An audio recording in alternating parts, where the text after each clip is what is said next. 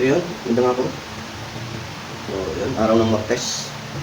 At simula na naman ng mga kalipagong ano. So yun,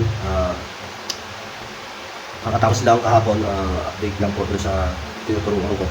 Kasi natapos na po yung dati ko kahapon, so last day nila. Ayun, satisfied naman sila doon sa, naging satisfied sila sa naging training nila. So yun, pasalamat sila sa naging maiksing araw ng pagtitraining. Yun, naibigay naman natin yung gusto nila matutunan. So ayun ang naging ayun ang maganda pag maganda yung feedback sa'yo, maganda yung balik sa'yo, maganda yung mga comment nila about sa naging training. So ayun, gusto ko lang kayo i-update. Then siguro lalagay ko na rin dyan sa baba yung video, yung clip ng video nila. So maiksi lang, hindi po pwede kasing mahaba dahil hindi po pwede, bawal po. So bibigyan ko kayo ng konting clip ng video nila. Ilalagay ko na lang po dito sa ilalim ng video na to para mapanood nyo kung ano yung mga tinuturo namin sa kanila, tinuturo ko sa kanila, especially sa baka, kasi baka po yung mga hawak ko eh. So yung ibang trainer ko na katulad ko ay nasa ano po sila, SNR. So tinuturuan naman po nila is yung sa swine or pork, kung paano magbigo ng pork, kung paano magkatay ng baboy. So yun naman po yung sa kanila. Sa akin naman po nakatoka sa akin is yung pagkatay ng baka and then pagtanggal ng mga muscle ng baka para hindi masira yung mga muscle ng baka. So kailangan natin po yun ng maayos para maintindihan nila na hindi porke karne lang is basta ka lang tabas.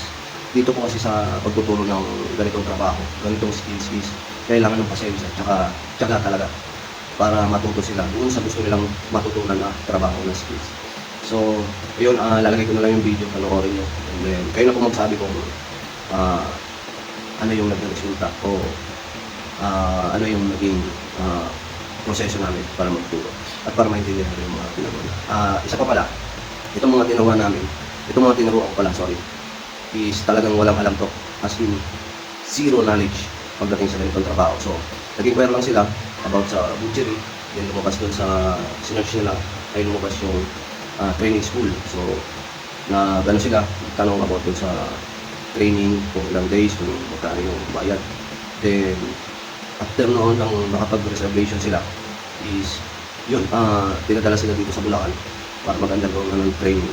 So as in talagang walang hindi nila alam yung ganitong trabaho. So sa kabutihan pala naman, nabigyan kami ng pagkakataon na maibigay yung gusto nilang matutunan. So, ayun po, sa mga sa mga gusto po na mag-training about sa ganito o matuto sa ganitong trabaho. So, search nyo lang po IBTSI sa Facebook, yun, and then may sasagot naman po sa inyo doon. At kung gusto nyo mag-training about sa baka, so yun lang po, itanong nyo lang po kung may slot o may training po na gaganapin sa RSRH dito sa Marilao, Bulacan. So yun, ginagawa po yung training sa RSRH. So doon po kami nag-undergo ng training, then pati po sa slaughtering tsaka meat. So yun po, sa mga gusto po na mag-training ng ganitong skills is welcome po kayo lahat. So yun, maraming salamat. Enjoy nyo po yung video. Thank you.